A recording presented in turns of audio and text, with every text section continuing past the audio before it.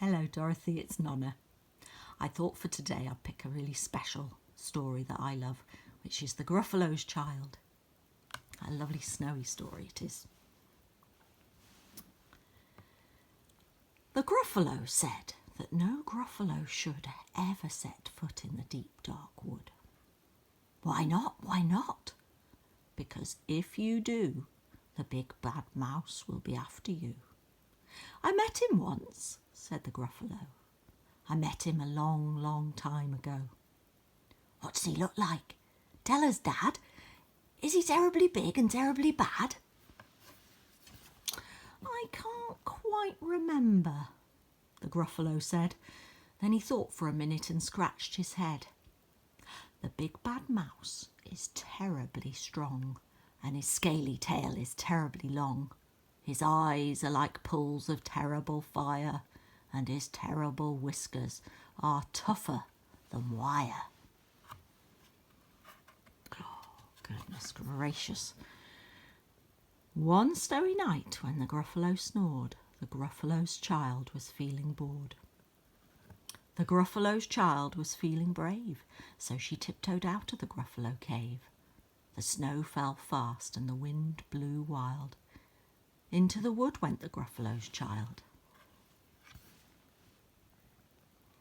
Aha, aho, a trail in the snow. Whose is this trail, and where does it go? A tail poked out of a log pile house. Could this be the tail of a big bad mouse? Out slid the creature. His eyes were small and he didn't have whiskers. No, none at all. You're not the mouse? Not I, said the snake. He's down by the lake, eating Gruffalo cake. The snow fell fast and the wind blew wild. I'm not scared, said the Gruffalo's child. Aha, aho, marks in the snow. Whose are these claw marks and where do they go? Two eyes gleamed out of a treetop house. Could this be the eyes of a big bad mouse? Down flew the creature. His tail was short and he didn't have whiskers of any sort. You're not the mouse? Too-hoo, not I, but he's somewhere nearby, eating Gruffalo pie. The snow fell fast and the wind blew wild. I'm not scared, said the Gruffalo's child. Aha, aho, a track in the snow. Whose is this track and where does it go? Whiskers at last and an underground house. Could this be the home of the big bad mouse? See those whiskers? Out slunk the creature. His eyes weren't fiery. His tail wasn't scaly and his whiskers weren't wiry. You're not the mouse. Oh no, not me. He's under a tree drinking Gruffalo tea. It's all a trick, said the Gruffalo's child, as she sat on a stump where the snow lay piled. I don't believe in the big bad mouse. But here comes a little one out of his house. Not big, not bad, but a mouse at least. You'll taste good as a midnight feast. Wait, said the mouse.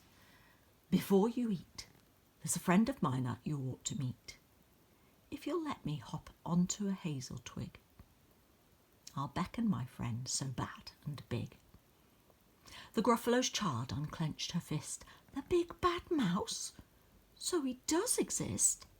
The mouse hopped onto the hazel tree. He beckoned, then said, just wait and see.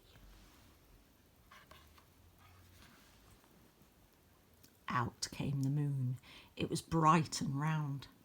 A terrible shadow fell onto the ground. Who is this creature so big, bad and strong? His tail and his whiskers are terribly long. His ears are enormous and over his shoulder he carries a nut as big as a boulder. The big bad mouse, yelled the Gruffalo's child. The mouse jumped down from the twig and smiled. Aha, aho, prints in the snow. Whose are these footprints? And where do they go? The footprints led to the Gruffalo cave, where the Gruffalo's child was a little less brave. The Gruffalo's child was a little less bored. And the Gruffalo snored and snored and snored. There's the little mouse out there. All safe and snug this time now. And look, there's some little bats up there too. Night night, Dorothy.